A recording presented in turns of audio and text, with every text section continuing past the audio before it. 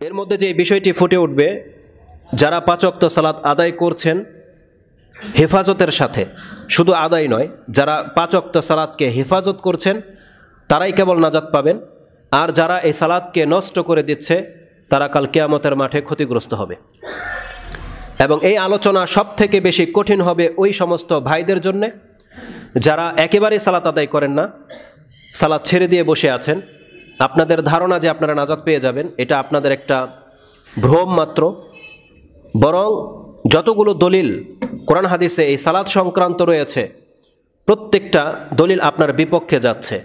এমনকি বেনামাজি সম্পর্কে কুফুরির ফতোয়া লেগে আছে। আপনি যদি সতর্ক না হন, তওবা করে যদি মরতে না পারেন, তাহলে আপনার নাজাত নসিব হবে না, এমনটাই দলিলে আমরা পাচ্ছি। অতএব এই আলোচনা থেকে আপনি অন্তত সতর্ক সাবধান হবেন, যাতে করে মরার আগ পর্যন্ত আপনি এই পাঁচ ওয়াক্ত সালাত যেন আপনারা না ছোটে, আপনি আজকে থেকে সে প্ল্যান করে নেন, সে নিয়ত করে নেন। আল্লাহ সুবহানাহু ওয়া তাআলার কাছে তৌফিক কামনা করবেন। এই দাবি নিয়ে আজকে আমি সংক্ষিপ্ত আকারে কিছু কথা আপনার কাছে পেশ করব। সালাত সংক্রান্ত যত কথা কোরআন এবং হাদিসে রয়েছে, তার মধ্য থেকে সব থেকে মূল ইম্পর্ট্যান্ট একটা গুরুত্বপূর্ণ কথা হচ্ছে, সালাত শুধু আমলের মতো নয়, বরং সালাত হচ্ছে আপনার ঈমান। ঈমান যেমন অন্তরে লুকিয়ে থাকে আর ওটাকে আপনাকে মুখে প্রকাশ করতে হয়, তেমনি সেটাকে আপনার অঙ্গ প্রত্যঙ্গের মাধ্যমে প্রকাশ করতে হবে। আর সেই প্রকাশকারী ইবাদতটি হচ্ছে আপনার সালাত। কোরআন হাদিসে আল্লাহর ভাষায় আল্লাহ সুবহানাহু ওয়া তাআলা সালাতকে ঈমান বলে আখ্যায়িত করেছেন। ইমাম বুখারী রাহিমাহুল্লাহ এই বিষয়টাকে প্রতিষ্ঠিত করার জন্যে তিনি তার কিতাবে ঈমানের অধ্যায়ে একটি পর্ব কায়েম করেছেন, যেটা আপনি ইমাম বুখারীর 2 নম্বর অধ্যায় কিতাবুল ঈমান তার 30 নম্বর পর্বে পেয়ে যাবেন। বাবু আসসালাতু মিনাল ঈমান। তিনি বলেছেন যে সালাতটাই হচ্ছে ঈমান। এই ভাষা দিয়ে তিনি একটি পর্ব উল্লেখ করেছেন, যেটা 30 নম্বর পর্বে আপনি পেয়ে যাবেন। এবং তিনি দলিল স্বরূপ আল্লাহ সুবহানাহু ওয়া তাআলার সেই আয়াত উল্লেখ করেছেন, যে আয়াত আল্লাহ সুবহানাহু ওয়া তাআলা সূরা বাকারার 143 নম্বর আয়াতে উল্লেখ করেছেন। সেই ঘটনাটি ছিল কিবলা পরিবর্তন হয়ে যাওয়ার ঘটনা, সেদিকে আমরা যাচ্ছি না। ঘটনাটি ছিল বিগত 13 থেকে 17 মাস তারা কিবলা বাইতুল মুকাদ্দাসের দিকে ফিরে সালাত আদায় করেছিলেন সাহাবায়ে কেরামরা। আল্লাহ বলেছেন, এবার আপনি ঘুরিয়ে নেন, যেখানেই থাকেন না কেন, বাইতুল্লাহর দিকে, কাবার দিকে। যখনই ঘুরে গেছে, অনেকের মনে একটা চিন্তা ছিল যে এতদিন যে আমরা সালাত আদায় করেছি, তাহলে সেই সালাত কি হবে? আল্লাহ সুবহানাহু ওয়া তাআলার পক্ষ থেকে সেই কথাটাই এইভাবে বলেছে, ওয়ামা কানা আল্লাহু লিইউদিয়া সালাতাকুম। এইভাবে বলতে হতো, আল্লাহ সুবহানাহু ওয়া তাআলা যে আল্লাহ এমন নন যে আল্লাহ তোমাদের সালাতকে নষ্ট করে দেবে। সেখানে আল্লাহ সুবহানাহু ওয়া তাআলা সালাতাকুম না বলে ঈমানাকুম বলেছে। ইমাম বুখারী রাহিমাহুল্লাহ ওই জুমলাটা দিয়েই তিনি এই অধ্যায় কায়েম করেছেন। তিনি বলেছেন যে সালাত হচ্ছে ঈমান। কেননা আল্লাহ সুবহানাহু ওয়া তাআলা বলেছেন, মা কানা আল্লাহু লিইউদিয়া ঈমানাকুম, আল্লাহ তোমাদের ঈমানকে নষ্ট করে দিবেন না। তার মানে তোমাদের যে বিগত সালাত তোমরা আদায় করেছো, সেই সালাত নষ্ট হয়নি, সেটা বহাল রয়েছে। সেই ওই ইবাদতের নেকি পূর্ণ মাত্রায় তোমরা পাবে। সেই জায়গায় আল্লাহ সালাত না বলে ঈমান বলেছে। এটা অনেকটা আপনার দৃষ্টি এইদিকে দেওয়া উচিত যে আল্লাহ সুবহানাহু ওয়া তাআলা সালাতকে ঈমান বলেছে, অন্য কোনো ইবাদতকে ঈমান বলেনি। এমনকি রাসূলুল্লাহ সাল্লাল্লাহু আলাইহি ওয়াসাল্লাম থেকে অসংখ্য হাদিস রয়েছে তাদের সম্পর্কে, যে যারা সালাত ছেড়ে দেবে তাদের কুফরি হওয়াতে কোনো সন্দেহ নাই, যেখানে রাসূলুল্লাহ সাল্লাল্লাহু আলাইহি ওয়াসাল্লাম সালাতকে মাপকাঠি করেছে ঈমান এবং ইসলামের মাঝে। সালাতকে মাপকাঠি করা হয়েছে। এই মর্মে ইমাম মুসলিম রাহিমাহুল্লাহ তিনিও তার কিতাবের ঈমানের মধ্যে এই হাদিস এনেছেন, যে এই হাদিস হচ্ছে সেই ব্যক্তি সম্পর্কে যারা সালাত ছেড়ে দেয়, তাদের মধ্যে তাদের পাপ সম্পর্কে কুফরি শব্দ রয়েছে। এই ভাষা দিয়ে তিনি পর্ব কায়েম করেছেন, যারা ইমাম মুসলিম রাহিমাহুল্লাহর কিতাবটাকে রচনা করেছেন তার পক্ষ থেকে। এবং তিনি হাদিস এনেছেন জাবির বিন আব্দুল্লাহ, জাবির রাদিয়াল্লাহু তাআলা তিনি বলছেন, সামিয়তু রাসূলুল্লাহ সাল্লাল্লাহু আলাইহি ওয়াসাল্লাম ইয়াকুল বাইনাল আবদ ওয়াশ শিরকি ওয়াল কুফরি তারকাস সালাত। আল্লাহর বান্দা এবং কুফর এবং শিরকের মাঝে অন্তরাল হচ্ছে সালাত। আরেক জায়গায় আছে বাইনা শিরকি ওয়াল কুফর আউল কুফর, দুইটা শব্দ আছে, ওয়া এবং আও, দুই অর্থে ব্যবহার করা হয়। হয় এটা অথবা এটা, অথবা এটা এবং এটা, দুইটাই। তো রাসূলুল্লাহ সাল্লাল্লাহু আলাইহি ওয়াসাল্লাম বলেছেন, বাইনাল আবদি ওয়া শিরকি ওয়াল কুফর, শিরক আর কুফরের মধ্যে পার্থক্যকারী হচ্ছে সালাত। অথবা বর্ণনাটা এইভাবে হবে যে ঈমান আর শিরকের মাঝে, অথবা ঈমান এবং কুফরের মাঝে পার্থক্য হচ্ছে সালাত ছেড়ে দেয়া। এটা ইমাম মুসলিম কোট করেছেন। তার ইমানের অধ্যায়ে আপনি হাদিসটা পেয়ে যাবেন 148 এবং 149। এই কথাটাই ইমাম তিরমিজি রাহমাহুল্লাহ কোট করেছেন, বাইনাল ইমান ওয়াল কুফর বা বাইনাল কুফরি ওয়াল ইমান তারকুস সালাহ। ইমান এবং কুফরের মাঝে পার্থক্যকারী হচ্ছে সালাত। কেমন হবে? যখনই আল্লাহ সুবহানাহু ওয়া তাআলার আল্লাহর পক্ষ থেকে ডাক দেওয়া হবে, হাইয়া আলাস সালাহ, আসো সালাতের দিকে, হাইয়া আলাল ফালাহ, এটাই তোমার নাজাতের দিক, তখন কেবলমাত্র মাঠ থেকে, জমি থেকে, কাজকর্ম থেকে তারাই মসজিদের দিকে ছুটে আসবে যারা ইমানদার, যারা আল্লাহর প্রতি ইমান রাখে, তারাই কেবল ছুটে আসবে। আর যারা পরকালে বিশ্বাসী নয় তারা তাদের কাজে ব্যস্ত থাকবে। এটা হচ্ছে মূল বিষয়, যে আজান হলো আপনার এবং কাফেরের মাঝে পার্থক্যকারী। পুরো মাঠের মধ্যে, মার্কেটের মধ্যে, সব জায়গায় কে হিন্দু, কে মুসলিম, কে খ্রিস্টান, কে বৌদ্ধ চিনা যায় না চেহারা দেখে, পোশাক দেখে, কর্ম দেখে চিনা যায় না। কখন চিনা যাবে? নামাজের ওয়াক্তটা হতে দেন। যেমনি হয়ে যাবে হাইয়া আলাস সালাহ, আসো সালাতের দিকে, কেবলমাত্র এই টিমের মাঝে যারা মুসলিম তারাই দেখবেন কেবল মসজিদের দিকে আসতে আছে, তারাই কেবল সালাতের দিকে আসতে আছে। আর বাকি যারা আছে তারা তাদের ধর্মের সাথে কোনো সম্পর্ক নাই, সালাতের সাথে তারা থেকে যাবে। তখন আপনি বুঝতে পারবেন যে এই লোকগুলো হচ্ছে মুসলিম আর এই লোকগুলো হচ্ছে অমুসলিম। এভাবে পার্থক্য করতে হবে। তা সালাতকে সে মানদণ্ড দেওয়া হয়েছে যে সালাত হচ্ছে বান্দা এবং কুফরের মাঝে পার্থক্যকারী। এটা ছিল একটা হাদিস যেটা ইমাম মুসলিম রাহিমাহুল্লাহ তিনি তার কিতাবুল ইমানের মধ্যে 35 নম্বর পর্বে এনেছেন। হাদিস যেমনটা বলেছি 148 এবং 149 নম্বর। যদি কেউ, কয়েকজন বিজ্ঞ আলেম এই কুফুরিকে বড় কুফুরি মনে করেন না, যেমন তাদের মধ্যে একজন হচ্ছে নাসিরউদ্দিন আলবানী। তিনি বেশ কিছু হাদিসকে সামনে এনে তিনি বলছেন যে এই কুফুরি মানে দুনাল কুফুর, মানে বড় কুফুরি নয়। আর বাকি অন্যরা বিন বাজ, মোহাম্মদ বিন সালেহ আল ওসাইমিন, শেখ সালেহ আল ফৌজান, তারা সব চলে গেছে ওই দিকে যে বেনামাজি বড় কাফের, তাতে কোনো সন্দেহ নেই। তাদের কিতাবে ফতোয়া তারা দিয়ে গেছে যে বেনামাজি কাফের, বেনামাজির জবাইকৃত পশুর গুস্ত খাওয়া যাবে না, তাদের সাথে নামাজি কোনো মহিলার সম্পর্ক জায়েজ হবে না, তাদেরকে মুসলিম কবরস্থানে দাফন করা জায়েজ হবে না। আপনি যদি মনে করেন যে এক নাসিরউদ্দিন আলবানী রাহিমাহুল্লাহ তার ফতোয়া যদি আপনি দিয়ে বেঁচে যান, আলহামদুলিল্লাহ, কাল কিয়ামতের মাঠে বেঁচে যেতে পারবেন। আর যদি ফতোয়াটা চলে যায় ওই 3 ইমামের দিকে, তাহলে আপনাকে নাজাত কেউ দিতে পারবে না। অতএব আপনি সে কথাগুলোকে কদর করার চেষ্টা করেন। যারা বলেছে বড় কুফরি নয়, তাদের দলিল কি? ওই হাদিসগুলো, যে কিয়ামতের মাঠে এমন একটা পর্যায়ে আসবে আল্লাহ সুবহানাহু ওয়া তাআলা তার নিজের রহমতের হাত দিয়ে জাহান্নাম থেকে 2 মুঠ উঠাবে এমন ব্যক্তিদের যাদের কোনো ইবাদত ছিল না।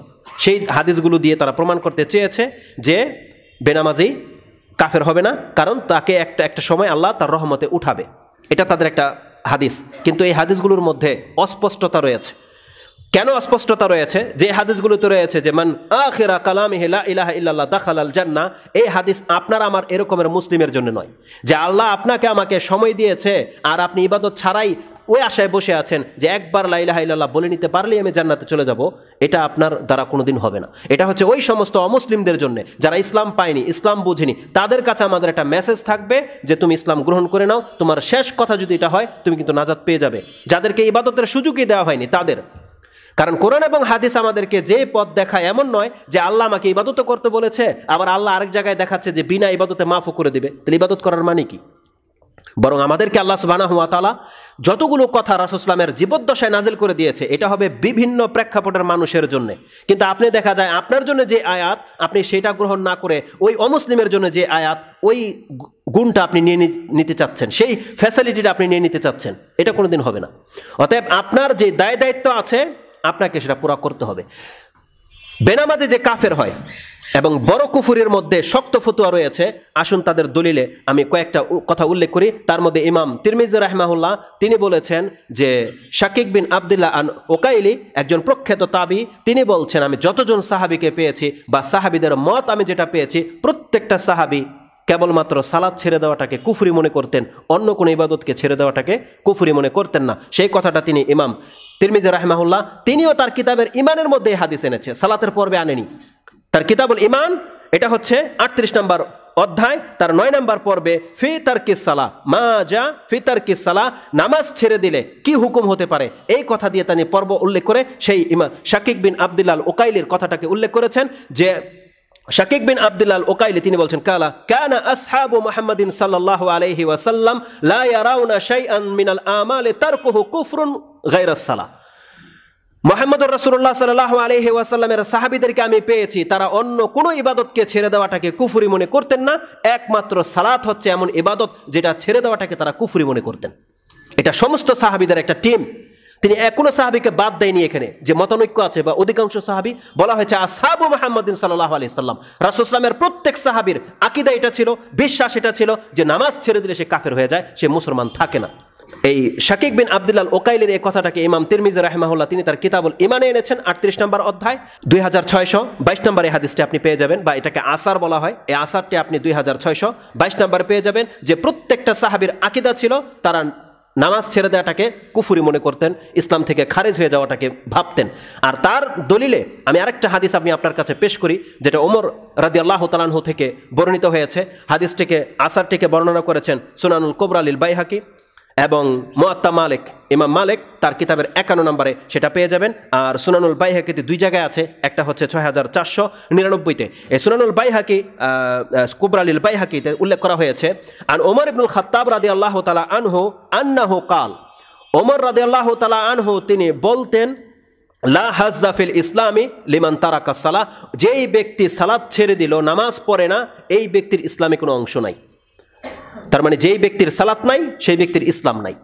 ওমর রাদিয়াল্লাহু তাআলা আনহুর ফতোয়া, তিনি এটা মনে করতেন। তিনি কোন সিচুয়েশনে কখন এই কথাটা বলেছিল একটু পরে সেই কথাটা আসবে, জাস্ট আমি আপনাকে এখানে স্মরণ করিয়ে দিই। ওমর রাদিয়াল্লাহু তাআলা আনহুর ঈমান হচ্ছে, তিনি বলছেন লা হাজ্জা ফিল ইসলামি লিমান তারাকা সালাহ, যেই ব্যক্তি নামাজ ছেড়ে দেয় ইসলামে তার কোনো অংশ নাই। তার মানে আজকে যারা ফজর পড়েননি, এই জুমা পড়তে উপস্থিত হয়ে গেছেন, এখন তো আপনি মুসলিম, কিন্তু এই যে সকাল থেকে এ পর্যন্ত যা কিছু নেকি আপনি কাজ করেছেন, কোনো একটা নেকি আল্লাহর কাছে কবুল হবে না, কারণ আপনি মুসলমানের অবস্থাতেই নাই। যখন আপনি মুসলিম হবেন, ইসলামের উপরে থাকবেন, তখন তার বাকি ইবাদতগুলো কাউন্ট করা হবে, নয়তো নয়। আজকে আপনি জুমা পড়ে নেবেন, আপনি মুসলিম, যদি আসরের নিয়ত আপনার না থাকে, আপনার ঈমান এখান থেকে কেটে যাবে। আর আপনি যদি আসর পড়তে পারেন, তাহলে আপনি মুসলিম। এখন কাউন্ট করা হবে এর মধ্যে আপনি কি সৎ কাজ করেছেন, কি করেননি। ইসলামে কোনো অংশই নাই বলেছেন। আর ফতোয়াটা সব থেকে প্রখ্যাত সাহাবী ওমর রাদিয়াল্লাহু তাআলা আনহু, যিনি এই উম্মতের দ্বিতীয় বিজ্ঞ আলেম, যার এলমের কদর করেছে রাসূলুল্লাহ সাল্লাল্লাহু আলাইহি ওয়াসাল্লাম। এমন হাদিস পাওয়া যায় যে রাসূল সাল্লামের এলমের পরের মর্যাদাই হচ্ছে ওমর রাদিয়াল্লাহু তাআলা আনহুর এলমের মর্যাদা। আর তিনি এটাকে মনে করেন যে লা হাজ্জা ফিল ইসলাম, ইসলামে ওই ব্যক্তির কোনো অংশ নাই লিমান তারাকা সালাহ, এটা যে কোনো ব্যক্তির জন্য, এটা আমাদের জন্য, পুরুষদের জন্য, মহিলাদের জন্য, যে কোনো ব্যক্তি নামাজ ছেড়ে দেবে, ইসলামে তার কোনো অংশ নাই। এই কথাটা ওমর রাদিয়াল্লাহু তাআলা আনহু তিনি বলেছেন।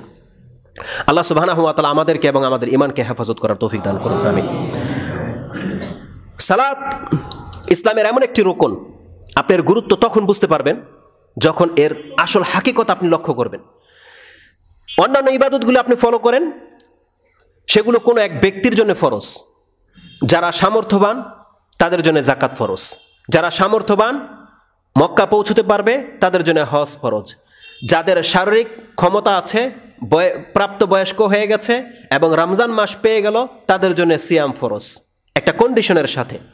কিন্তু আপনি লক্ষ্য করে দেখেন, সালাত এমন একটা ইবাদত, আপনি যদি প্রমাণ করতে পারতেন যে হ্যাঁ সালাত অসুস্থ হলে মাফ হয়ে যায়, যুদ্ধের মাঠে মাফ হয়ে যায়, আমি বিছানায় শুয়ে আছি অপবিত্র অবস্থায়, আমার সালাত মাফ হয়ে গেছে, যদি এই অবস্থাগুলোতে সালাত মাফ না হয়ে গিয়ে থাকে, আপনি সুস্থ আছেন, বিনা সালাতে আপনি মুসলিম দাবি করেন, এটা কি করে হতে পারে?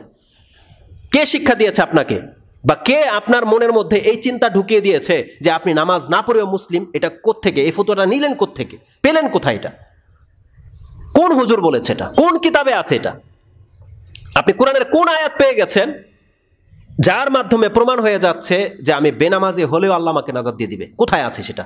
সে হাদিসটা কোনটা যার উপরে ভিত্তি করে আপনি বেনামাজি হয়ে বসে আছেন? কে আপনাকে উদ্ধার করবে? তো সালাতের সব থেকে বড় ব্যাপার হচ্ছে, সালাত ইসলামের এমন একটা রুকন বলা হয়েছে। আমরা দাঁড়িয়ে থাকি কিসের উপরে? আমাদের পায়ের উপরে, তাই না? আমাদের যদি পা না থাকে, আপনার শরীর দাঁড়াতে পারবে? পারবে না। প্রত্যেকটা প্রাণী পায়ের উপরে দাঁড়িয়ে থাকে। ইসলামের মধ্যে একটা প্রাণীর সাথে তুলনা করা হয়েছে। আমাদের মস্তক যেটা, মাথা, এটাকে বলা হয়েছে ইসলাম। তার মানে যার মাথা নাই তার বডির কোনো মূল্য নাই, আছে কোনো মূল্য নাই। আর যার মাথা আছে, বডি আছে, কিন্তু পা নাই, সে দাঁড়াতে পারবে কোনোদিন? কোনোদিন দাঁড়াতে পারবে না। ধরে নেন এই বিল্ডিং, এই বিল্ডিং এর একটা রাস মাথা আছে, সেটা কি? ছাদ। কিন্তু এগুলো টিকে আছে কিসের উপরে? এই পিলারের উপরে। আপনি যেমন পিলার দিয়েছেন, ছাদ দেননি, এটা যেমন বিল্ডিং বলেন না, তেমনি ছাদ দিয়েছেন, পিলারগুলোকে ভেঙে দেন। রেজাল্ট কি? এই বিল্ডিংয়ের কোনো মানি আছে? পিলারবিহীন টিকবে এই ছাদ। ওই পিলারগুলোকে ইসলাম সালাতের সাথে তুলনা করেছে, যে সালাত হচ্ছে ইসলামের পিলার। যে সালাত ইসলামটাকে ধরে রেখেছে, যার সালাত নাই তার ইসলাম নাই, তার মগজ মরা, মানে মৃত মগজ নিয়ে সে বেঁচে আছে। কিন্তু তাকে পিলার দিয়ে তার ইসলামটাকে দাঁড় করাতে হবে। আর যখন ইসলাম দাঁড়িয়ে যাবে তখন তার কাছ থেকে কোন সৎ আমলগুলো গ্রহণ করা হবে সেটা পরে হিসাব নেওয়া হবে। আগে প্রথম দেখা হবে তার ইসলাম ঠিক আছে কিনা। রাসূলুল্লাহ সাল্লাল্লাহু আলাইহি ওয়াসাল্লাম থেকে একটা হাদিস কোট করেছেন মুআজ বিন জাবাল, তার বর্ণনা থেকে ইমাম তিরমিজি এবং ইবনে মাজা। মুআজ বিন জাবাল রাদিয়াল্লাহু তাআলা তিনি বলছেন, কুনতু মা রাসূলিল্লাহি সাল্লাল্লাহু আলাইহি ওয়াসাল্লাম ফি সাফারিন, কোন এক সফরে আমি রাসূল সাল্লাল্লাহু আলাইহি ওয়াসাল্লামের সাথে ছিলাম। ফাকালা রাসূল সাল্লাল্লাহু আলাইহি ওয়াসাল্লাম, তিনি আমাকে বললেন, আলা উখবিরুকা বিরাসিল আমরি কুল্লিহি ওয়া আমুদিহি জিরওয়াতি সানামিহি, আমি কি তোমাকে বলবো প্রত্যেকটা বিষয়ের মাথা কি এবং প্রত্যেকটা বিষয়ের পিলার কি এবং প্রত্যেকটা বিষয়ের উচ্চ স্থানটা কি? কুলনা বালা বা কুলতু নাম ইয়া রাসূলুল্লাহ, হ্যাঁ আপনি বলেন যে প্রত্যেকটা বিষয়ের মাথা কি। তখন রাসূলুল্লাহ সাল্লাল্লাহু আলাইহি ওয়াসাল্লাম বলছেন, রাসুল আমরি কুল্লিল ইসলাম, রাসুল আমরিল ইসলাম, প্রত্যেকটা কিছুর মাথা হচ্ছে ইসলাম। ও আমুদহু as-সালাত, রাসূল বলছেন ইসলামের পিলার হচ্ছে সালাত। এখানে দেখেন হজের কথাও আসে নাই, জাকাতের কথাও আসে নাই, সিয়ামের কথা আসে নাই, একটা মাত্র গুণ রাসূল প্রকাশ করেছে, সেটা হচ্ছে সালাত। সালাত হচ্ছে ইসলামের পিলার। ওয়া জিরওয়াতু সানামিহি আল জিহাদ, এবং প্রত্যেকটা কিছুর উচ্চতর একটা স্থান থাকে যেটা শর্টকাট মানুষ সেখানে পৌঁছে যাবে। রাসূল বলছেন সেই উচ্চতর জায়গায় পৌঁছতে হলে আপনাকে জিহাদ করতে হবে। জিহাদ আপনাকে খুব দ্রুত সেই জায়গায় পৌঁছে দেবে, যে জায়গায় পৌঁছতে বহু মেহনত করতে হয়। কিন্তু জিহাদ এমন একটা ইবাদত যেটা করতে পারলে আপনি খুব দ্রুত সেখানে পৌঁছে যাবেন, শর্টকাট রাস্তা। ইসলাম টিকে থাকার পরে জিহাদ হলো এমন একটা ইবাদত যেটা আপনাকে এমন মর্যাদায় নিয়ে যাবে যে কোনো ব্যক্তি দীর্ঘকাল ইবাদত করে হয়তো সেখানে পৌঁছতে পারবে না। এটা হচ্ছে সানামহু আল জিহাদ। সুউচ্চতর স্থানটা হচ্ছে জিহাদের জন্য রেখে দেওয়া হয়েছে। এই হাদিসটাকে ইমাম তিরমিজি রাহিমাহুল্লাহ তিনি তার কিতাবুল ইমানের মধ্যে এনেছেন। হাদিস নাম্বার হচ্ছে 2616, মানে 2616, এবং ইবনে মাজাতে হাদিসটিকে ফিতনার অধ্যায় এনেছেন 3997-তে, 3973-এ রয়েছে। এই সালাত ইসলামের এমন একটি খুঁটি বলা হয়েছে যেই খুঁটিটা কোনো একটা অবস্থাতে মাফ হয়ে যায় না। যেমনটা আপনাকে বলেছি, কোনো একটা অবস্থাতে আপনি দেখাতে পারবেন না যে মাফ হয়ে গেছে। যেখানে ইমান মাফ সেখানে সালাতও মাফ, এই কথাটা বোঝার চেষ্টা করেন। যেখানে আপনার ইমান মাফ হয়ে যাবে সেখানে আপনার সালাতও মাফ হয়ে যাবে। ইমান মাফ হয়ে যাবে যখন কোনো ব্যক্তি বেহুশ হয়ে যায়। যখন কোনো ব্যক্তি বেহুশ হয়ে যায় তাহলে তার কাছ থেকে তলব করা হবে না তুমি মুসলিম কি মুসলিম নও, কারণ সে বেহুশ, অজ্ঞান হয়ে গেছে। এখন তার কাছ থেকে সেটা তলব করা হবে না। এখন যে অবস্থায় সে আছে এটাই তার হুকুম, সে মুসলিম। তো যেখানে ইমান মাফ সেখানে সালাত মাফ। আপনি ঘুমিয়ে আছেন, আপনার উপরে সালাত ফরজ নাই, কিন্তু আপনার সমস্ত শরীর অকেজু, আপনি কোমায় চলে আসছেন, কিন্তু আপনার সেন্স কাজ করতেছে যে আপনি বেঁচে আছেন, ওই অবস্থায় আপনার উপরে সালাত ফরজ। আপনার হাত চলে না, পা চলে না, সেজদা মাফ, রুকু মাফ, বৈঠক মাফ, ইশারা মাফ, সব মাফ। শুধুমাত্র আপনার সংকল্প চলবে যে আপনি এখন সালাতে আছেন, আপনি এখন তাকবীর পাঠ করলেন, আপনি এখন রুকু করলেন, আপনি এখন সেজদা করলেন, শুধু চোখের ইশারা চলবে, আর কিছুই চলবে না। ওই অবস্থায় আপনার সালাত মাফ করা হয়নি। আপনি অপবিত্র, আল্লাহ বলছে এটা দেখার দরকার নাই। আপনার পোশাক নাই, আল্লাহ বলছে দেখার দরকার নাই। তুমি জাস্ট নিয়ত করে শুয়ে থাকো যে তুমি এখন সালাতে আছো, এখন জোহরের ওয়াক্ত চলতেছে, এখন আসরের ওয়াক্ত চলতেছে। এটা যদি হয় সালাত, আর ওই অবস্থায় কিন্তু আপনার ইমান মাফ নাই। ওটা যেমন ইমান, আপনি মুসলিম তখন ফিল হবে, ওই অবস্থায় আপনাকে সালাত পড়তে হবে। এটা হচ্ছে সালাতের মর্যাদা। এটা বুঝে নেওয়ার পরে আপনি তো সুস্থ অবস্থায় সালাত ছাড়তে পারেন না। রাসূলুল্লাহ সাল্লাল্লাহু আলাইহি ওয়াসাল্লাম থেকে কথাটিকে ইমাম বুখারী রাহিমাহুল্লাহ এইভাবে এনেছেন। তিনি একটা পর্বই কায়েম করেছেন, 12 নম্বর অধ্যায়, সালাতুল খৌফ, ভয়ের সময় কিভাবে নামাজ আদায় করতে হয়। সেই জায়গায় তিনি 2 নম্বর পর্বটাকে এটা করেছেন, বাবু as-সালাতিল খৌফে রিজালান ও রুকবানান, ভয়ের সময় নামাজ হবে পায়ে হেঁটে এবং সাওয়ারের উপরে, থেমে নয়, জমিনে নেমে সালাত পড়া লাগবে না। আল্লাহ সুবহানাহু ওয়া তাআলার পক্ষ থেকে এটা কেমন বিধান নাজিল করে দেওয়া হয়েছে। আপনি সব থেকে শ্রেষ্ঠ ইবাদত কায়েম করতেছেন জিহাদ, আপনি অস্ত্র চলতেছে, সামনে শত্রু কাফেরকে হত্যা করছেন, আর রাসূল বলতেছে যে ওই অবস্থায় নামাজ সময় হয়ে গেলে তোমার নামাজ মাফ নাই। রক্ত লেগে আছে, কাফেরের রক্ত, অস্ত্র চলছে, তুমি থামতে পারবে না, কিবলার ঠিক নাই, পবিত্রতা নাই, ওই অবস্থায় অস্ত্র চলবে, তাকবীরও চলবে, রুকুও চলবে, সেজদাও চলবে, তোমাকে ঝুঁকতে হবে না। রিজালান, হাঁটো আর সালাত পড়ো। রুকবানান, ঘোড়ার উপরে সালাত পড়ো। সুবহানাল্লাহ, আপনি ট্যাঙ্কের ভিতরে আছেন, সালাত চলবে, গুলি চলবে, সালাত চলবে। রিজালান ও রুকবানান।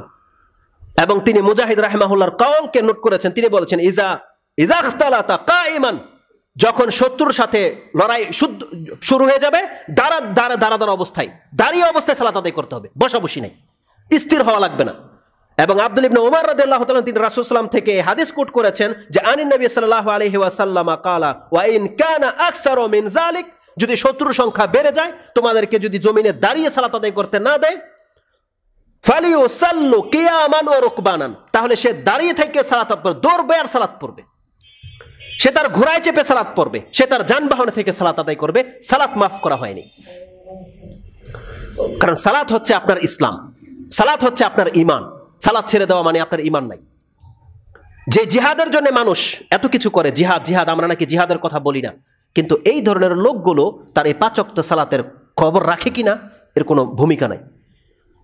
তারা মনে করে যে জিহাদ করে নিতে পারলেই, এমন কালকে এক সফরে ছিলাম, আমাদের কোনো এক শেখ আমরুল্লাহ বিন ইসমাইল বলে, তার কথায় একটা প্রেক্ষাপট উঠেছে যে যখন কোনো এক দলের নেতাকে ফাঁসি দেওয়ার রায় হয়ে গেল, তখন বাংলাদেশের কিছু যুবক পোলাপান কি করেছে রাস্তায়, ওই ঘটনাগুলো বলতেছিল।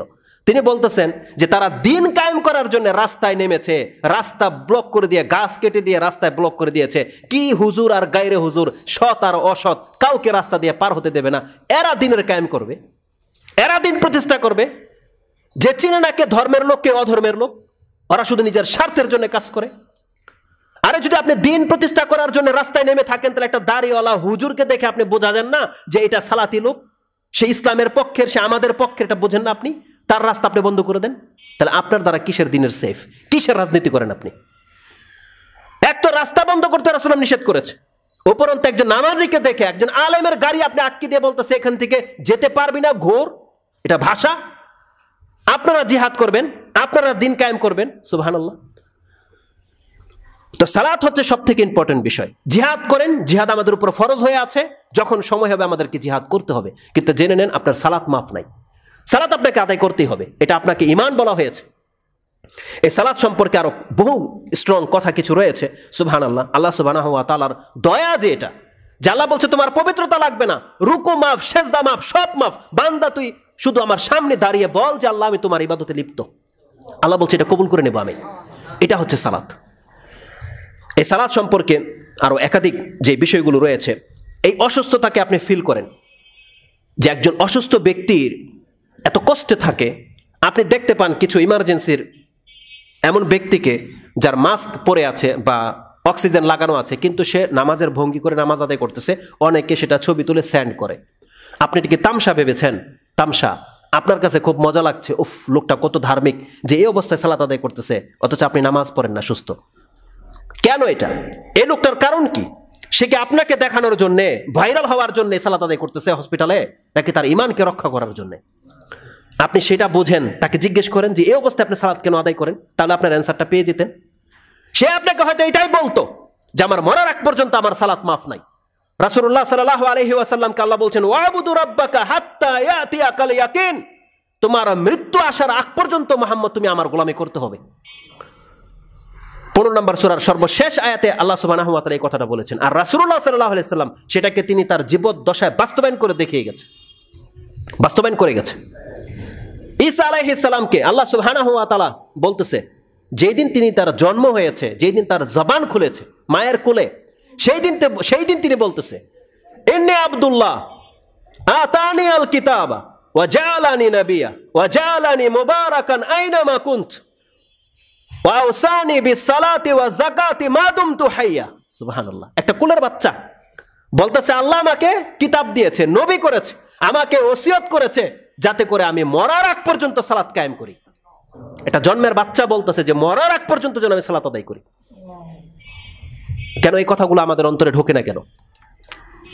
আমাদেরকে সেগুলো ফিল করতে হবে। আল্লাহ সুবহানাহু ওয়া তাআলা বলছেন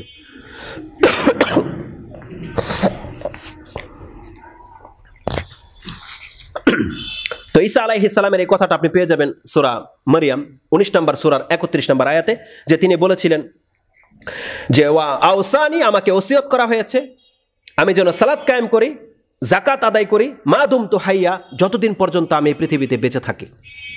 এটা আদেশ করা হয়েছে। মুহাম্মদুর রাসূলুল্লাহ সাল্লাল্লাহু আলাইহি ওয়াসাল্লাম তিনি বাস্তবায়ন এটা করে গেছে। আয়েশা রাদিয়াল্লাহু তাআলা আনহা থেকে একটা হাদিস, সেটা আপনারা হয়তো সবাই জানেন, জাস্ট আমি এই আলোচনায় স্মরণ করিয়ে দিই। আয়েশা রাদিয়াল্লাহু তাআলা তিনি বলছেন, রাসূল সাল্লাল্লাহু আলাইহি ওয়াসাল্লামের সর্বশেষ সালাত যেটা ছিল জামাতে, সর্বশেষ সালাত, সেই দৃশ্যটা কেমন ছিল তিনি বয়ান করতেছেন। লাম্মা মারিদা রাসূলুল্লাহ সাল্লাল্লাহু আলাইহি ওয়াসাল্লাম মারাদাহুল্লাযী ইয়ামুতু ফি মুরু আবু বকরিন আইয়ুসাল্লিয়া বিন-নাস, আবু বকরকে বলা হোক আবু বকর যেন মানুষকে নামাজ পড়িয়ে দেয়। তার মানে মুহাম্মদ সাল্লাল্লাহু আলাইহি ওয়াসাল্লাম আর জায়গাতে আসার ক্ষমতা তার নাই। বলছেন যে আযান হয়ে গেছে, আবু বকরকে আদেশ করা হোক তিনি যেন জামাতে নামাজটা পড়িয়ে নেয়। রাসূলুল্লাহ সাল্লাল্লাহু আলাইহি ওয়াসাল্লামের আদেশে আবু বকর রাদিয়াল্লাহু তাআলা আনহু তিনি নামাজে গিয়ে দাঁড়ালেন। ফাসাল্লাহ, তিনি নামাজ পড়তেছেন, এই অবস্থায় ফাওয়াজাদান নবী সাল্লাল্লাহু আলাইহি ওয়াসাল্লাম ফি নাফসিহি খিফাতুন, তিনি তার অবস্থাটাকে একটু রিল্যাক্স ফিল করলেন, মনে হচ্ছে যে তিনি দাঁড়াতে পারবেন, এমনটা অনুভব করলেন। রাসূল সাল্লাল্লাহু আলাইহি ওয়াসাল্লাম তিনি বেহুশ ছিলেন, জ্ঞান ফিরেছে। তখন তার মনে হলো যে কেন মনে হচ্ছে যে তিনি দাঁড়াতে পারবেন, এমনটা ফিল হয়েছে। মিন নাফসিহি খিফা, কিছুটা অনুভব, তিনি স্বস্তি ফিল করেছেন। ফাখারাজা, দাঁড়িয়ে গেলেন। ফাখারাজা ইউহাদা বাইনা রাজুলাইনে, দুইজন ব্যক্তির কাঁধে বর করে তিনি ঘর থেকে বেরোলেন, তার হুজরা থেকে নামাজের উদ্দেশ্যে বেরোলেন।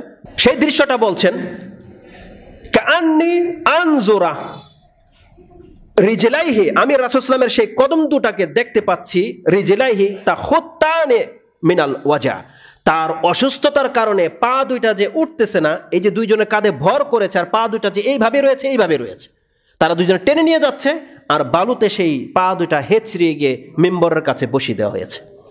দাঁড়ানোর কোনো ক্ষমতা নাই, শুধুমাত্র সেন্স আছে যে আমি জীবিত। রাসূলুল্লাহ সাল্লাল্লাহু আলাইহি সাল্লাম তিনি শুধু সেন্স কাজ করতেছে যে আমি জীবিত, আর তার পা চলতেছে না। দুইজনের কাঁধে ভর করে দিয়ে তাকে টেনে আবু বকরের বাম পাশে বসিয়ে দেওয়া হয়েছে। ইমাম কোন পাশে বসে? বাম পাশে থাকবে। তো রাসূল সাল্লাল্লাহু আলাইহি ওয়াসাল্লামকে বাম পাশে বসিয়ে দেওয়া হয়েছে।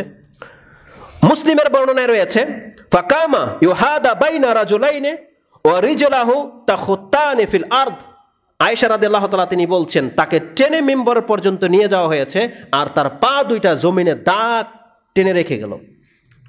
এটা আয়েশা রাদিয়াল্লাহু তাআলা বলছেন। তখন তিনি তাকে বসিয়ে দেওয়া হয়েছে। ওই অবস্থায় এটা ছিল রাসূলুল্লাহ সাল্লাল্লাহু আলাইহি ওয়াসাল্লামের সর্বশেষ সালাত। সুম্মা উতিয়া বিহি হাত্তা জালাসা ইলা জামবিহি, তাকে আবু বকর সিদ্দিকের সামনে বসিয়ে দেওয়া হয়েছে। তাকে দেখে আবু বকর সিদ্দিক সালাত আদায় করতেছেন, আর আবু বকর রাদিয়াল্লাহু তাআলা আনহু তাকবীর পাঠ করে মুকাব্বির হয়ে সবাইকে তালকিন করতেছেন। এটা ছিল রাসূল সাল্লাল্লাহু আলাইহি ওয়াসাল্লামের জীবনের সর্বশেষ সালাত, যার জবান থেকে তাকবীর পর্যন্ত উচ্চারিত হচ্ছিল না, যার তাকবীরের ইশারা দেখে আবু বকর তাকবীর দিচ্ছিলেন, আর আবু বকর রাদিয়াল্লাহু তাআলা আনহুর তাকবীর শুনে সাহাবায়ে কেরাম আজমাইন তারা সালাত আদায় করেছিলেন। এটা ছিল রাসূল সাল্লাল্লাহু আলাইহি ওয়াসাল্লামের জীবনের সর্বশেষ সালাত। এই হাদিসটাকে ইমাম বুখারী রাহিমাহুল্লাহ তিনি তার কিতাবুল আযানের মধ্যে উল্লেখ করেছেন। হাদিস হচ্ছে 664 এবং ইমাম মুসলিম তিনি তার কিতাবুস সালাতের মধ্যে 827 নম্বরে উল্লেখ করে দিয়েছে।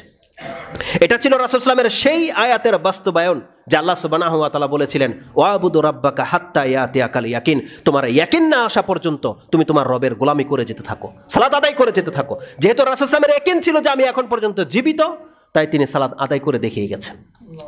যতদিন পর্যন্ত আপনার সেন্স কাজ করবে আপনাকে ইবাদত করে যেতে হবে, এটা ছিল সালাতের হুকুম। রাসূলুল্লাহ সাল্লাল্লাহু আলাইহি ওয়াসাল্লাম জীবনের সর্বশেষ মুহূর্ত হচ্ছে এটা।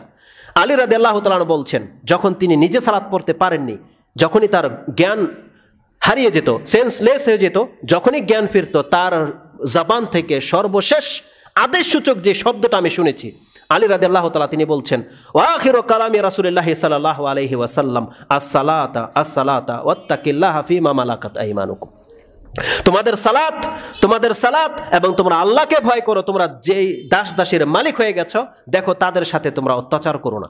এটা ছিল রাসূল সাল্লাল্লাহু আলাইহি ওয়াসাল্লামের সর্বশেষ আদেশ যে তোমাদের নামাজ। এটা ইমাম তিরমিজি রাহিমাহুল্লাহ এবং ইমাম ইবনু মাজাহ উভয় কোট করেছেন। আবু দাউদেও রয়েছে হাদিসটি 5156 মানে 51-56 রয়েছে, এবং ইবনে মাজাতে হাদিসটি আপনি 2697 পাবেন। একটু আগেই বলেছিলাম ওমর রাদিয়াল্লাহু তাআলা আনহু তিনি কি বলেছিলেন, লা হাজ্জা ফিল ইসলামে লিমান তারাকাস সালাহ, যেই ব্যক্তি সালাত ছেড়ে দেয় তার ইসলামের কোনো অংশ নাই। আপনি কি জানেন, কেউ কি জানেন সেই ঘটনাটা যে ওমর রাদিয়াল্লাহু তাআলা আনহু কোন সিচুয়েশনে কখন এই কথাটা বলেছিলেন? আল্লাহু আকবার। কে না জানে যে ওমর রাদিয়াল্লাহু তাআলা আনহুকে মসজিদে নববীতে ফজরের সালাতে চাকু মারা হয়েছিল, কয়েকটা ঘাই বল্লম দিয়ে। বলা হয়েছে যে তার খাদ্যনালী ফেরে গিয়েছিল, তাকে দুধ পান করানো হয়েছে, সেই দুধ খাদ্যনালী দিয়ে পেট দিয়ে বেরিয়ে গেছে। তখন তারা বুঝতে পেরেছে যে ওমর রাদিয়াল্লাহু তাআলা আনহুকে আর বাঁচানো যাবে না। কিন্তু আল্লাহ সুবহানাহু ওয়া তাআলা তাকে এই আঘাতের পরেও 1 দিন কি 2 দিন তাকে বাঁচিয়ে রেখেছিলেন। 2 দিন এই জমিনে তিনি বেঁচে ছিলেন। যেই রাতে, যেই দিনে ফজরের তাকে আঘাত করা হয়েছে, তার তো বিষাক্ত পুরা শরীর বিষে ভরে গেছে। কিন্তু সেই দিনের পরে রাত যখন এসেছে, একজন তাবি বলছেন, মিসওয়ারা বিন মাখরামা, তিনি বলছেন, আমি আখবারু আন্নাহু দাখালা আলা ওমর ইবনুল খাত্তাব, তিনি বলছেন সেই রাতে আমি ওমর রাদিয়াল্লাহু তাআলা আনহুর ঘরে প্রবেশ করেছি, আমি তার কাছে গিয়েছি। মিন লাইলাতিল্লাতি তুইনা ফিহা, যেই রাতে তাকে আঘাত করা হয়েছিল, তাকে চাকু মারা হয়েছিল, সেই দিনের রাতে আমি তার কাছে গিয়েছি। আই কাজা ওমর, আমি দেখতে পেলাম ওমর মানে সজাগ। তিনি বলছেন আই কাজা ওমর লিসাল্লিস সুবহ, তিনি ফজরের সালাত আদায় করবেন বিদায় তিনি রাত জেগে গেছে। তিনি রাতে জেগে আছেন, ফজরের সালাত আদায় করবে বিদায়। রাতে ঘুম থেকে জেগে গেছে, অথচ তার শরীর সমস্ত বিষাক্ত হয়ে গেছে, রক্ত ঝরছে, তখনও তিনি ঘুম থেকে জেগে গেছেন ফজরের সালাত আদায় করার জন্য। এই দৃশ্য তিনি দেখেছেন। এবং তাকে বলা হয়েছে ফাকালা উমর নাম, হ্যাঁ আমি ফজরের সালাত আদায় করার জন্য এখন আমি জেগে আছি। কেন? তখন তিনি বলেছিলেন নাম ওয়ালা হাজ্জা ফিল ইসলামি লিমান তারাকা সালাহ, কেন আমি ওমর জানি যেই ব্যক্তি সালাত ছেড়ে দেবে ইসলামে তার কোনো অংশ নাই। এটা তার জীবনের সর্বশেষ মুহূর্তে, তিনি কিছুক্ষণ পর মারা যাবেন। সেই ব্যক্তি ফজরের নামাজের জন্য জেগে আছেন এবং তিনি এই ফতোয়া দিয়ে যাচ্ছেন, এটা আমি এই জন্য করছি, আমি জানি আমার জীবন আছে, আমাকে সালাত আদায় করতে হবে। যেই ব্যক্তি সালাত ছেড়ে দেয় ইসলামে তার কোনো অংশ নাই। এই কথাটি আপনি কয়েকটা কিতাবে পেয়ে যাবেন, যেমনটা বলেছি ইমাম মুয়াত্তা মালিক তিনি তার 51 নম্বর হাদিসে পেয়ে যাবেন, বাংলা অ্যাপসের সাথে মিল পাবেন। এবং দারাকুতুনি, সুনানুল দারাকুতুনির মধ্যে 1750 রয়েছে এবং সুনানুল কুবরা লিল বাইহাকিতে রয়েছে, হাদিস হচ্ছে 1673। এই কথাগুলোর মধ্যে ওমর রাদিয়াল্লাহু তাআলা সেই ঘটনাটা রয়েছে যে তার রক্ত ঝরছে। সাহাবী কি বর্ণনা করছেন সে তাবি জানেন? ওমর রাদিয়াল্লাহু তাআলা তিনি সালাত আদায় করতেছেন, ওয়া জুরহুহু ইয়াসবাগুদ্দাম, ইয়াসবাগু মানে তার ক্ষত রক্ত ঢেলে দিচ্ছে, শুধু বয়ে বেরছে না, বয়ে যাচ্ছে রক্ত। তিনি সালাত আদায় করতেছেন আর তার ক্ষত দিয়ে রক্ত বয়ে যাচ্ছে, রক্ত বন্ধ হয়নি। যেভাবে রক্ত কেটে গেলে রক্ত ধোঁয়ালো বেরোতে থাকে, সেইভাবে রক্ত প্রবাহিত হয়ে যাচ্ছে, আর ওমর রাদিয়াল্লাহু তাআলা দাঁড়িয়ে সালাত আদায় করতেছেন। সেই দৃশ্যটা তিনি বলেছেন। আর তখন ওমর রাদিয়াল্লাহু বলেছিলেন যে যেই ব্যক্তি সালাত ছেড়ে দেয় তার ইসলামে কোনো অংশ নাই। আল্লাহু আকবার। আল্লাহ সুবহানাহু ওয়া তাআলা কোরআনে একটা কথা বলেছে, কোরআনের একটা আয়াত, এই পৃথিবীতে যারা সালাত আদায় করছেন আল্লাহ তাকে এইভাবে কিছুই বলেনি। কিয়ামতের মাঠে শুধু আল্লাহ একটা পরীক্ষা নেবে, একটা টেস্ট। আল্লাহ কি বলেছে কোরআনে? কোরআনে সূরা আল কালাম, তাতে আল্লাহ সুবহানাহু ওয়া তাআলা বলেছেন ইয়াউমা ইউকশাফু আন সাকিন ওয়া ইউদাউনা ইলা সুজুদি ফালা ইস্তাতিউন। আল্লাহ কাল কিয়ামতের মাঠে তিনি তার চেহারা নয়, তার সত্তার কোনো একটা অংশ বলা হয়েছে। হাদিসের মধ্যে সাক এসেছে, আর সাক আমরা জানি হাঁটু থেকে টাকনু পর্যন্ত, এই জায়গাটাকে সাক বলা হয় আরবিতে। যেই অর্থটা আপনি পেয়ে যাবেন সূরা নাহলে, বিলকিস রানীর যে ঘটনা রয়েছে যে সুলাইমান আলাইহিস সালামের কাছে যখন তিনি আসতে গিয়েছিলেন তখন তিনি তার পায়ের গোছা পর্যন্ত কাপড় উঠিয়েছিলেন পানি মনে করে, ওখানে সাক শব্দটা রয়েছে। তাহলে সাক হচ্ছে পায়ের হাঁটু থেকে এই টাকনু পর্যন্ত, এই অংশটাকে সাক বলা হয়। আর আল্লাহ বলছেন কিয়ামতের মাঠে ইয়াউমা ইউকশাফু আন সাক, সাককে উন্মুক্ত করে দেওয়া হবে, পায়ের গোছাকে উন্মুক্ত করে দেওয়া হবে। ওয়া ইউদাউনা ইলা সুজুদি ফালা ইস্তাতিউন, এটা তো কোরআনের আয়াত। বুখারীর মুসলিমের মধ্যে সে হাদিসটা নেক্সট খুতবায় আমি আপনাদের কাছে উল্লেখ করব, সেই সময় সেই দৃশ্যটা কেমন হবে। আল্লাহ সুবহানাহু ওয়া তাআলা বলছেন ইউদাউনা ইলা সুজুদি ফালা ইস্তাতিউন, তারা আমাকে সিজদা করতে পারবে না। যারা সিজদা করতে পারবে না, খাশিয়াতান আবসারুহুম তারহাকুহুম যিল্লাহ, সেই দিন তাদের চক্ষু পাপের কারণে নত হয়ে যাবে এবং লাঞ্ছনা তাদেরকে পেয়ে বসবে। তারহাকুহুম যিল্লাহ ওয়া কাদ কানু ইউদাউনা ইলা সুজুদ, আল্লাহ বলছেন কেন এমনটা হবে? ওয়া কাদ কানু ইউদাউনা ইলা সুজুদি ওয়া হুম সালিমুন, এই শব্দটা ভুলবেন না। আল্লাহ সুবহানাহু ওয়া তাআলা বলছেন এই জমিনে তাদেরকে সিজদা করার জন্য ডাকা হয়েছিল। ওয়া হুম সালিমুন, তারা ছিল নিরাপদ, তারা ছিল সুস্থ, তারা ছিল অভাবমুক্ত, নামাজ পড়া লাগবে না এমন কোনো বাহানা তাদের ছিল না। তারা সমস্ত উজুর থেকে মুক্ত ছিল, তার নিরাপত্তা ছিল, তার সুস্থতা ছিল, তার পোশাক ছিল, পবিত্রতা অর্জন করার মতো তার ব্যবস্থা ছিল, তার জায়গা ছিল, সব কিছু তার অনুকূলে ছিল। কিন্তু সে সালাত আদায় করেনি। আজকে সে আমাকে দেখে নেওয়ার পরে সে আমাকে সিজদা করতে পারবে না। প্রথম কথা হচ্ছে বেনামাজে আল্লাহকে দেখতে পাবে না। আল্লাহ শুধু তার পায়ের কিছু অংশ দেখিয়ে দিবে, যেমনটা এই কোরআনের আয়াতে আছে।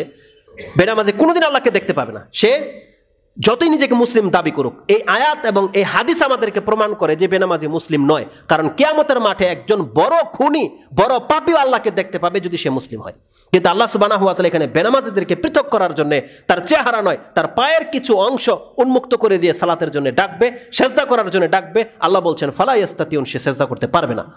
তা আল্লাহ সুবহানাহু ওয়া তাআলা এই ভাইদেরকে এই অবস্থা থেকে মুক্ত হয়ে আসার তাদেরকে যেন তৌফিক দান করে। আমাদের সন্তানদেরকে আল্লাহ সুবহানাহু ওয়া তাআলা তুমি নামাজি করো, আল্লাহ আমাদেরকে নামাজি করো, আমাদের পরিবার নামাজি পরিবারের সাথে আমাদের সম্পর্ক জুড়ে দাও, এবং আমাদের পরিবারে যারা আছে আল্লাহ প্রত্যেককে তুমি নামাজি করে দাও, তারা কেউ যেন বেনামাজ অবস্থায় তোমার সাথে সাক্ষাৎ না করে।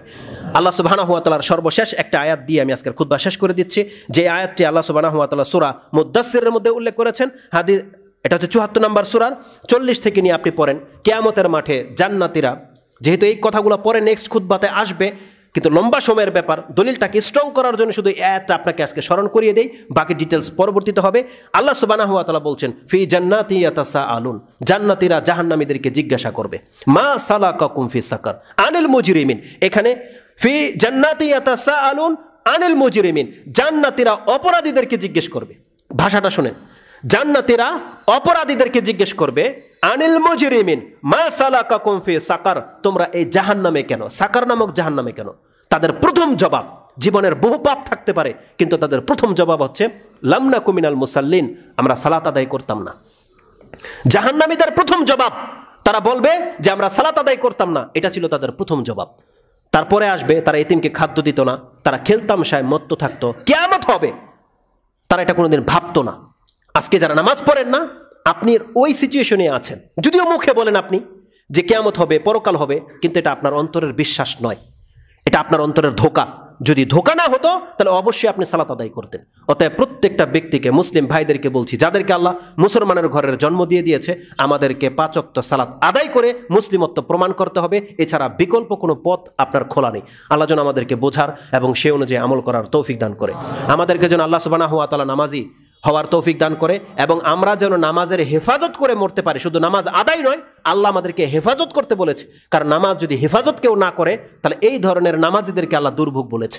ওইটাও আপনাকে স্মরণ করে দেয়। আল্লাহ বলছেন ফাওয়াইলুল লিল মুসাল্লিন আল্লাযিনা হুম আন সালাতিহিম সাহুন, যেই সমস্ত নামাজিরা নামাজ পড়ে না, কি পড়ে জানে না, যে জানে না কিছু, এবং তারা লোক দেখানো সালাত আদায় করে, তাদের জন্য যদি দুর্ভোগ হয়, তাহলে এই কথা জানার পরেও তো বেনামাজি একটু সজাগ হওয়ার কথা, যে তাহলে যারা নামাজ খেলতামশায় পড়ে, যারা খবর রাখে না তাদের নামাজের হুকুম সম্পর্কে, তারা যদি ওয়াইল নামক জাহান্নামে যায়, তাদের জন্য যদি দুর্ভোগ হয়ে থাকে, তাহলে আমরা নামাজই পড়ি না, আমাদের জন্য কি অপশন থাকতে পারে? এই শিক্ষা নিতে হবে।